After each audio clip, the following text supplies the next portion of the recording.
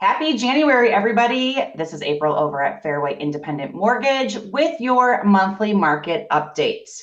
I'm going to do a quick recap of last year and then hit up what we're talking about for the next 12 months. Okay, here we go. Last year, everybody had a culture shock. We all know this. Rates doubled, right? Let's not talk about the previous past and the horror that 2022 was in case of the market. Let's talk about where we're going to go. Just like to show this one. This is going to show you guys a little bit of the actual roller coaster that we endured in 2022. This is showing you rates from 2018 to current, okay? It was a real big one, and now it's finally dropping down to be a little bit more normal. Little fun fact, my very first interest rate on my first home was 6.25%, and that was an employee discounted bank rate. So rates in the sixes, you guys are great. That is below the average over the last couple decades. It's just the consumer had a culture shock here with them going up so quick, so fast. And a lot of the home buyers hadn't seen them rates in the sixes ever in their adult life. So the positive news is now people have kind of let that settle into their brain. They understand that this is the new market and that renting is not the way to go because rent is drastically increased as well. But here's the forecast for where the rates should be for the remainder of 2023. Now, there was conversations about rates dipping into the fives come mid to end of 23. As you can show, it's still showing that, but really I think the key part here is to look at where Fannie and Freddie are, the mom and dad of mortgages, what I call it, is they still plan on rates being in the lower sixes. So plan on, the positive part is that this is going to be stable and consistent with rates just kind of fluctuating a quarter to a half a point versus those drastic jumps that we were dealing with. But sixes is kind of where it looks like it's going to stay for the remainder of the year. Now, a lot of people ask me like, hey, where should I follow rates, or where's a good thing to see where they're going to go? Or the famous question of like, oh my God, the Fed's going to raise the prime rate again. That means my first mortgage rates are going to go up. That is not true. First mortgage rates are based on mortgage-backed securities, and a really good indication is the 10-year treasury, okay? For the last 50 years, we have always followed the way the treasury has gone up and down. Typically, the spread's been about 1.7%. So with that, we can see that means rates should be in the mid fives, right? You're like, April, you just told me it always follows the treasury. Well, that's the case, but unfortunately, not in 2022. As you all know, rates went up and deep into the sevens and then kind of are coming back down to the sixes. The positive thing is, though, is that it's kind of starting to calm down.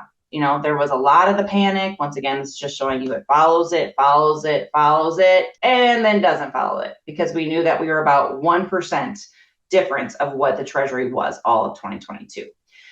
But it was the panic of the market, the unknown, people kind of getting back out from COVID land. Yes, there was still a little bit of, getting into the offices. Inflation went up really fast. Are we going to be in a recession? There was a lot of unknowns, and the markets reacted hastily. So we're still not quite there to get back to following the treasury, which is what the norm is. Still kind of a little bit of a guessing crapshoot, but kind of want to let you know that that is a good tool to follow. This is my favorite slide out of everything. The key is, you guys, we control the narrative, okay? Not the news, because they get paid for negative publicity, right? That's when people get the ratings and watch what's going to happen and what's going to blow up next. But it is positive. This market is stabilizing. There is a lot of good homes to be purchasing. And yeah, it's tough, but now is the time. Tell your clients to get back out there. A lot of them probably took a break for the holidays. Maybe they were a little burnt out and frustrated from last spring and summer. First quarter is key. As you can tell, this quote from David Stevens, long-term home ownership should view this market right now as a unique buying opportunity. Okay, we're going to show that there's a little bit more availability, a little bit more inventory. 8 houses sell every single day. So there are homes out there available. Here's a doom and gloom. We all know the inventory problem we had last year, all the reds. This is over the last 12 months. November, there was actually a blue bar, woohoo, to show that the inventory had gone up 2.7%. In all reality, I think the inventory went up in November and December strictly because there was a lot of buyers that took a break. As you can see, the days on market went from, half a second to having 24 days on the market. So once again, those sellers that you have out there, they're like, oh my goodness, my house hasn't sold in 3 days. It's been 3 weeks. That's okay. That's normal. That's good. But it's not going to last long. I have a client that I'm working with right now who's lost out on 3 offers in a week. So the multiple offers, it's already starting to kick in a little. So tell them to get out there and hit the streets again. But what I mean by controlling the narrative is that as things are decreasing, as far as, rates are coming down, or sometimes, maybe people are getting the home for list or is staying on the market a little bit longer. It is not that the market is tanking or negatively falling down or impacting. It's that we're getting back to normal, historical, healthy levels. Okay. These are pending sales from 2012 on. We all know 21 and 22, huge peaks. And now that it's coming down, it's just getting back down to that normal range, which is great.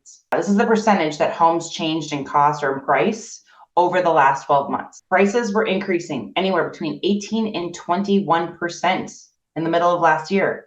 Now at the end of the year, we're down to the 8% range. Even more, forecast is that the prices are going to go down to only increasing 3% for the next year. That is normal. Normal increase of the price of a home is always between 3 and 5%. That is what the typical little chart will show you. Although it's dropping to good, healthy levels where it should be. Kind of to go back in on inventory, because I do loans in all 50 states, you guys. I can help everyone in the whole country. Here's a map to show you where inventory levels have been.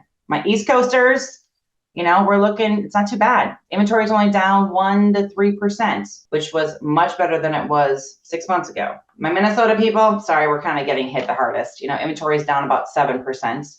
And then all of those for my West Coasters, California, you're right in the middle. You're in that 4% range.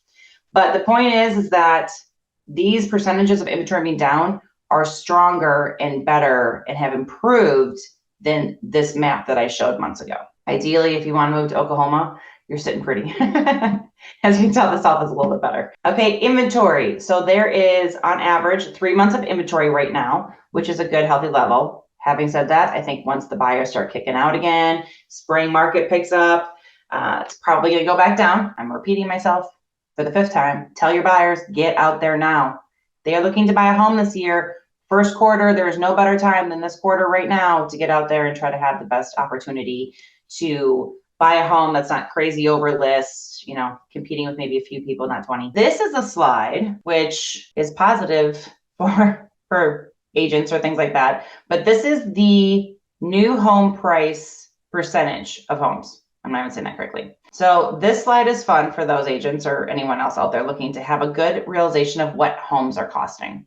A few years back, if you were to ask the general public, like, oh, how much would you spend on your first time home buyer? You're probably thinking $150, $250. Yes, my New York people, it's much higher. That is not the case anymore. Okay. The average or percentage of new homes cost anywhere between $300,000 and $500,000. Okay, the price has gone up. So make sure that you are having your buyers pre-approved. I mean, you should do that no matter what, but make sure that they are having the come to Jesus of what do they think they're going to spend to get a home that they want versus what can they afford and versus what they qualify for.